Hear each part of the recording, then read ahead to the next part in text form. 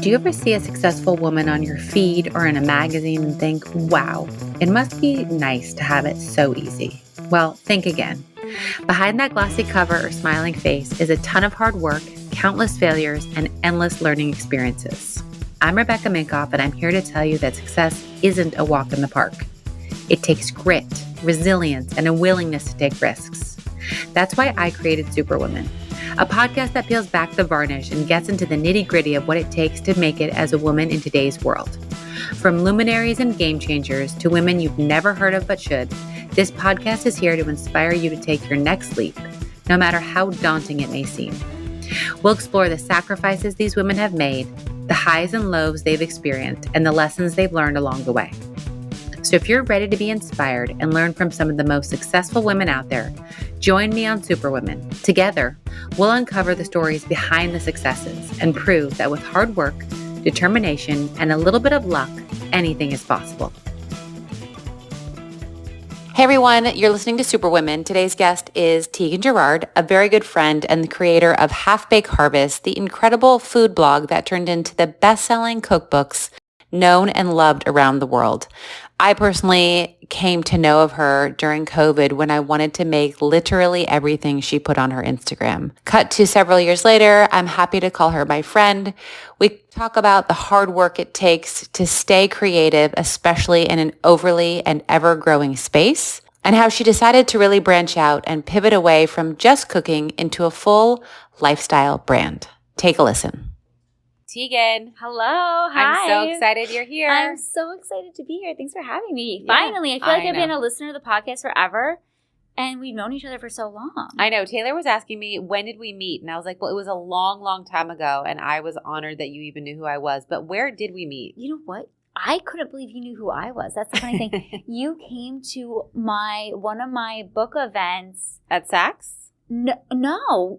It was at like a restaurant here in the city in New York. It was I'm blanking on the name of the spot, but really cute spot. It was like in the summer. It was you know what it was? It was an LMS beauty launch. That's right. No, we met before then. But we did. I don't know. It was pre-COVID. I remember just like thinking that's so nice of you to come. I'm like, what does she care about me for? I'm obsessed with you. Oh, well, you're the sweetest. I mean, especially when I need some good recipes, but also, I know this sounds crazy. When I do like these cleansing fasts. Yeah. I have to look at food, like food porn when I'm fasting. Oh, that's torture. I know, but why would you do that? I don't know. It's just that's a weird thing, I feel. I've been doing it for a long time. I do fasting 4 times a year. It's nothing crazy. Yeah. What's your fast? It's like 36 hours. It's nothing. But like, what do you eat? Or do you not? You're drinking lemon juice. You're like, I have this protein supplement I take, so my body's still getting protein. Just like a little reset. Okay. But seeing food satisfies something in me, even though I'm not eating it. Okay. But whatever. Wow. Okay, so you were at the very beginning of this whole food creator launch. And so I would love to hear your perspective on what it was like then, what is it like now, and you're a legitimate businesswoman. You're not, I don't want to say just a creator because I think creators are incredible, but like you have best-selling cookbooks. You have, you're It's crazy how long I've been doing this. I started the website when I was 19. So I'm 31 now, which is just mind-boggling. But yes, I've definitely been doing this a very long time. Things were so different 13 years ago. And I actually really appreciate, there's a lot of food creators, especially that have come up in TikTok or even on Instagram, just gone like viral, which is amazing and like great and all of that. But I actually really appreciate the long road because I think we've been able to build a long-standing business that has longevity, that has a loyal community. Our community's massive. Like it's crazy, and they're the nicest, kindest people. And I think that we really built a business that is of a structure that can last a lifetime, which I think is what you've done with Rebecca Minkoff. And you have to have that longevity. You have to have, I feel like you have to have years under your belt, and the credibility of being like a quality brand, someone that shows up every day, shows up for, in our case, like the girl or the I have a few males out there too that, whoever's consuming our content, clothes, all of the above, we have to show up for them every day and give them what they're looking for. We have to know who we're speaking to. Yeah. So I think when you have years under your belt, you learn what your people need, you learn who your audience is, and you also learn how to build something that is everlasting and not a flash. Yeah, not exactly. And it's a long road, and there's ups and there's downs, and we're still working on it. Like, there's struggles every day, Tell me some struggles for these listeners who need to know it's not always fucking perfect. Oh my God, we're like, first, organization is our biggest thing. Like, okay. I'm the worst delegator. How big is your team? It's very small. Okay. We're trying to grow it, but I'm very bad at that. Like, I'm not great at like letting go of the control of everything, which is like good, but also like my worst enemy, because if I were to like just let a little bit more go, we'd get more done. Yeah. If there's more people in the team, all of the things, more organization. Do you find that it's like, if you were to delegate, it would get more done? So when you're not doing it, there's also the simultaneous frustration of like, look at what's not getting done because I won't let go? A little bit, yeah. I have a little bit of frustration right now because we're definitely there's growing pains, right? Yeah. Like, you hit a point where, we have a lot of exciting opportunities in our court right now, and we're definitely pursuing a lot of them, and we're doing some really exciting things. But at the same time, because there's so many things happening, there is a lot of growth, and we don't necessarily have the support to like support all that growth and all that movement, which is really exciting and really great. And we'll get through it and we'll work through it. And I mean, it's all really good things at the end of the day. But it's just the learning curve of building, a brand and creating a product, creating content. It's different than it was 13 years ago. Everything is so different. Like, when I started, like, it was more Twitter than Instagram. Instagram was just starting. Wait, you were putting your recipes on Twitter? No, like the recipes have always been on the website. Twitter was just a way to promote them. Yeah, we were just putting the link in there, Do you feel like it's frustrating that it's moving so fast now? Versus you could post a couple recipes on a blog and... No, because at the end of the day, things are actually, like, you can see, like, things are still the same. People are going backwards. They're going back to longer form content. They're going back to understanding that they need to be putting their product, their content in a place where they own. They need to have a email list. They need to have something where people can really subscribe and they own that channel that isn't social media focused, that they can't control. Like, people are back, they're coming, they're starting these sub-tracks. I don't have one because we do have the website and we do have the email news list, which is essentially, that's kind of the same thing. Like, it's just like another website, another blog. Yeah. So you see a lot of people on that are big on Instagram or big on TikTok, and they're either just starting from scratch or they're going back to where they originally started and putting their content more in a place where they own it, or they're putting paywalls behind it, because you can't control social media. Yeah. It's you cannot control when your content's going to get viewed, if it's going to get viewed. Like, it's just, We were just talking about that. There's no game to it. There's no, I don't know, like, there's no rhyme or rhythm to it. You can't figure it out. So, like, to spend time doing, like, just put it somewhere where you own and get people there. Yeah. Get those eyeballs. Get them on an email news list, because, like, those are your direct eyeballs. People. Yeah, those are your direct people. Would you say you always had the business mind, or you were a creator, like, chef first, and then at some point you said, okay, I got to learn business? I think it just came naturally. Wow. Like, that's rare. It wasn't natural to me at all. Well, I've always been very, I love it. But I've always been very just, like, focused on what I love and very detail oriented and very, like, persistent. So if there's something I don't know and I want to know it, if I don't want to know it, I won't give it any time of day. But if I do, like, I'll work really hard to do that. And the business side of things, I don't know. Like, it just kind of feels, I just feel like I you know what it is? I know what's right for our brand. Like, I really do. I really know. Like, I feel I have a good sense of what people want and need from me and what I want to do and share at the end of the day too. So, I think it just kind of comes, and I am not perfect though. Like, I'm learning. Like, there's a lot of things that we could do better. I could do better. So yeah, not perfect. Name one thing.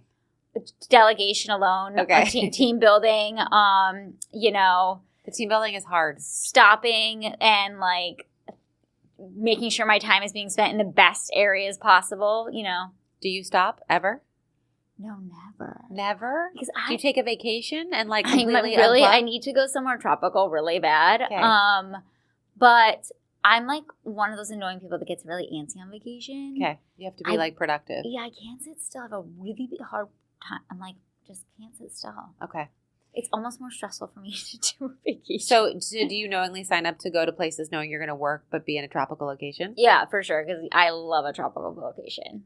Love a tropical How do you location. feel about eating mediocre food? I'm Being not- someone that makes incredible food. I'm not here for that. Like, I'm not here for that. I think that what I think and what I'm excited to hopefully share more and more about as food becomes such a hot topic in the health and wellness space, and like it's so expensive to eat right now and things like that. Food is the fuel of your body. So like no one can survive without it. So what I really want to do in the coming time here is help our community understand like the really good foods that you should be eating and things like that, because I think it's so confusing now. There's so many opinions out there. Yeah. And there's so many like trends and all of these things, like you see all these crazy TikTok trends and stuff like that, and I think everybody's really confused right now. Like, what is good for you? What is bad for you?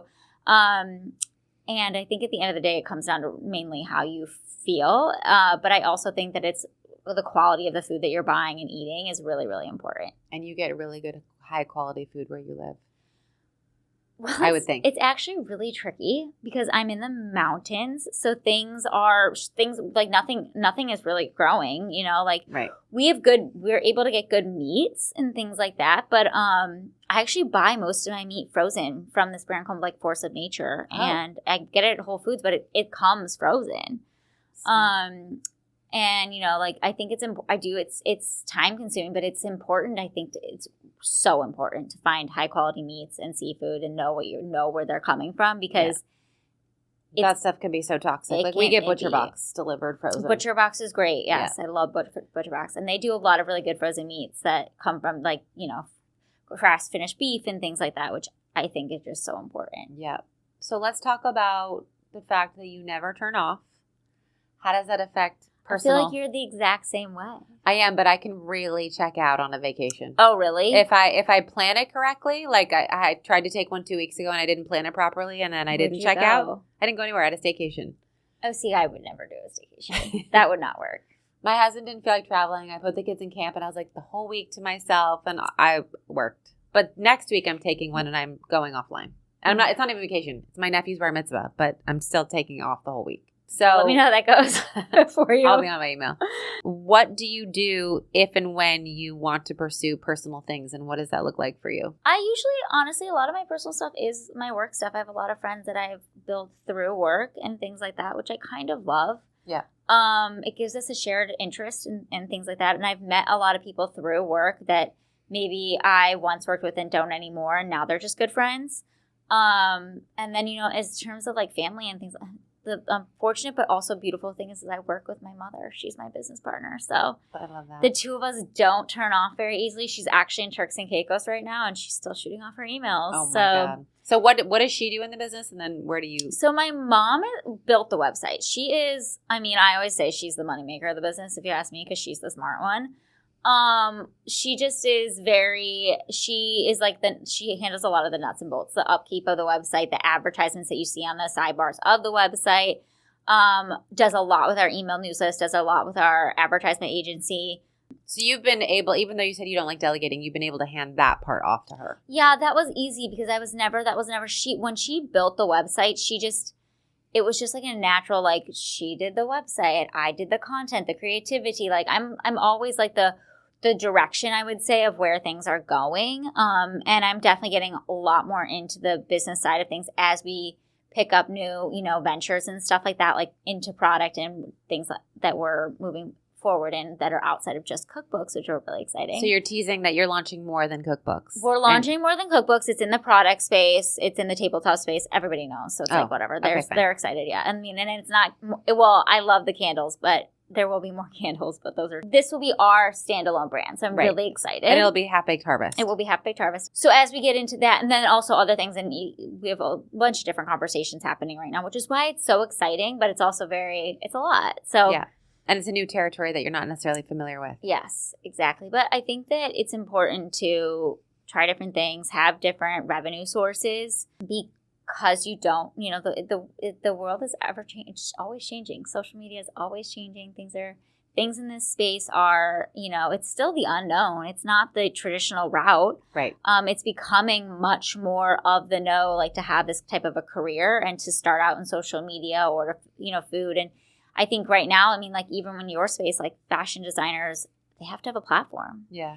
I think, and you saw that early on, which is crazy to me because I didn't see it. My brother saw it. Okay, well, someone saw it on your team that was very helpful to you, because that is like, I think that if you just cannot have a really great long-standing brand that people connect with, people want to connect with at the end of the day. So if they can connect with you and your brand, you can have a brand, I think, that sells really well. And I think in the fashion space, that's really, really important.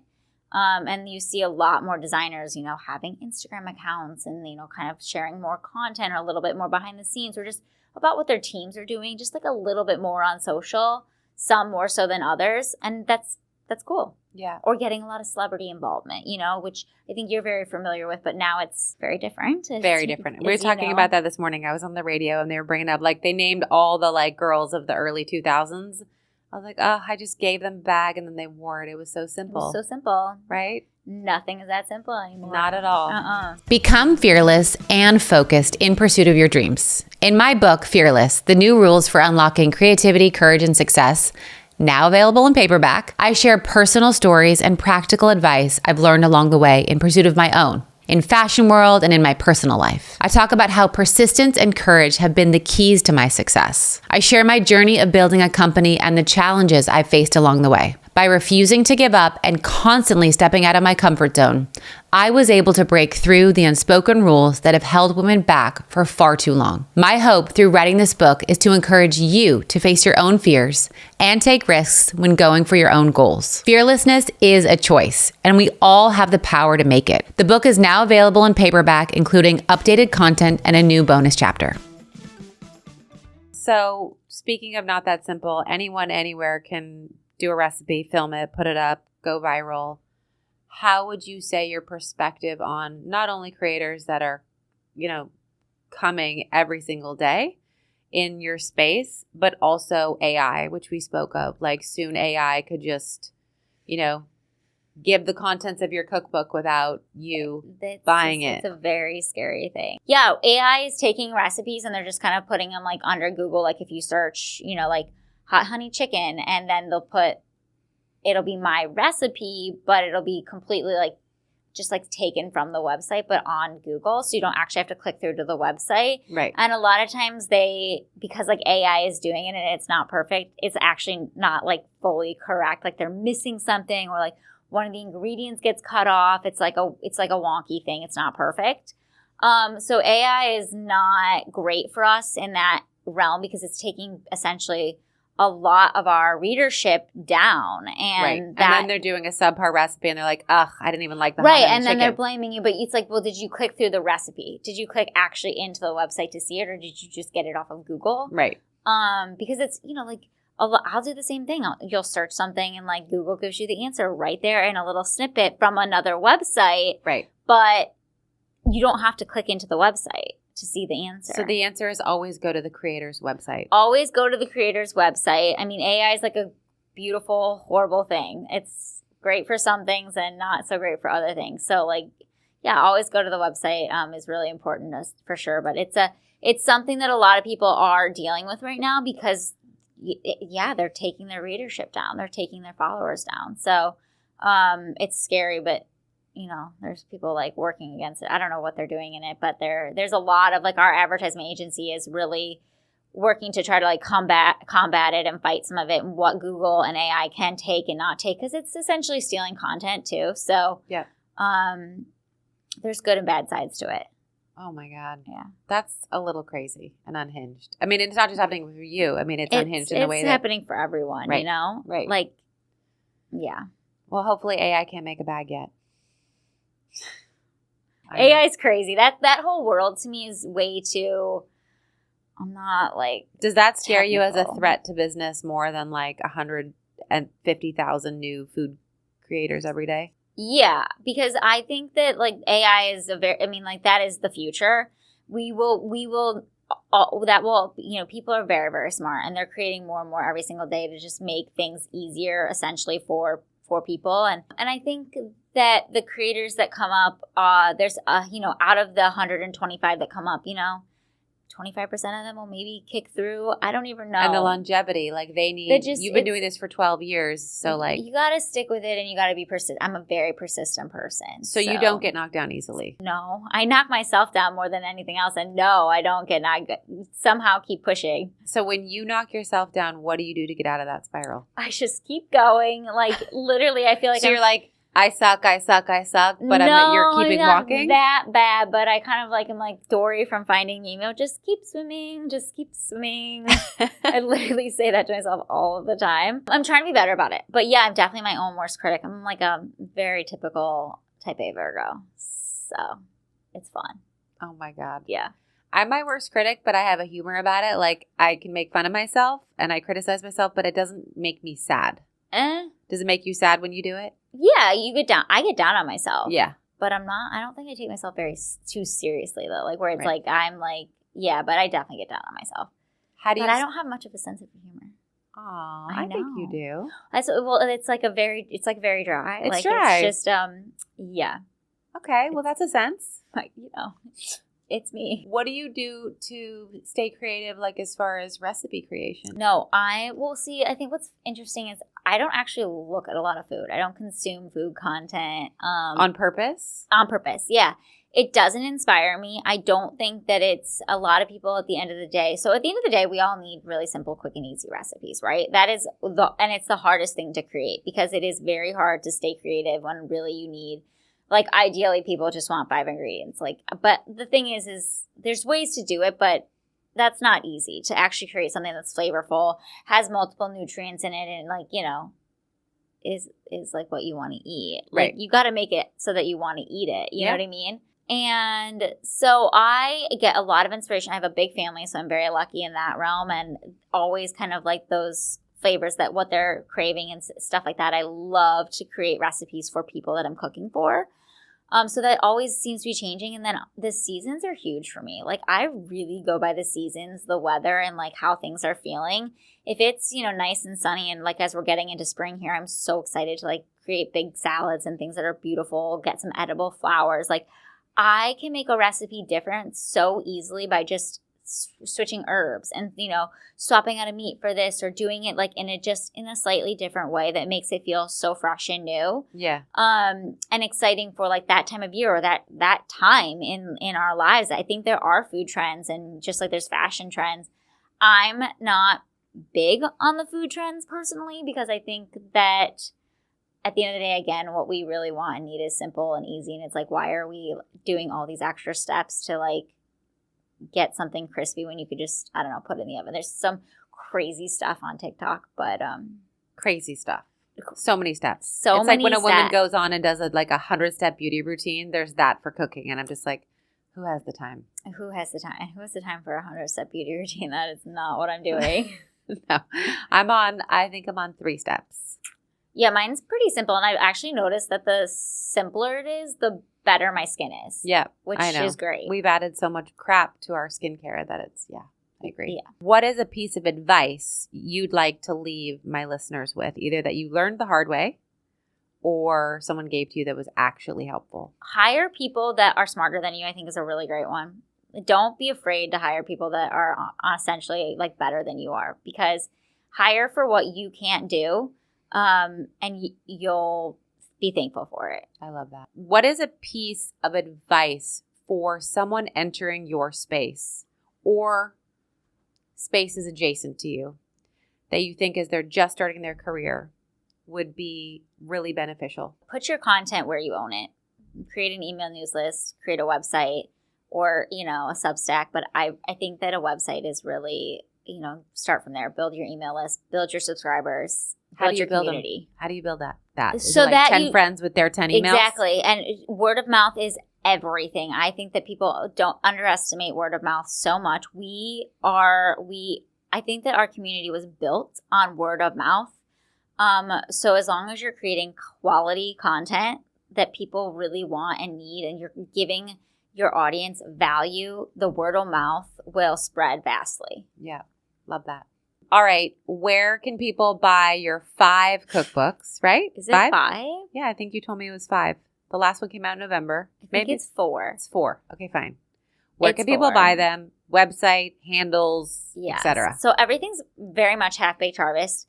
The book is available literally everywhere. You can find it on Amazon. You can get it in stores at like Anthropologie and Target, any bookstore.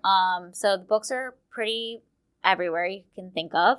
And the website is Half-Baked Harvest, and all of our social channels are Half-Baked Harvest. I love it. Thank you. I just wanted to thank you guys for listening to today's episode. I also want to ask you to rate and review the show wherever you listen to podcasts. I know it's a pain in the butt, but it actually helps with search and algorithms. So if you love this podcast, it is an easy way to get it more visible and out there. I also want you to follow me on Instagram at Rebecca Minkoff, at RM Superwomen, and be sure to check out my book, Fearless, The New Rules for Unlocking Creativity, Courage, and Success. Thank you again, and you will hear from me next week.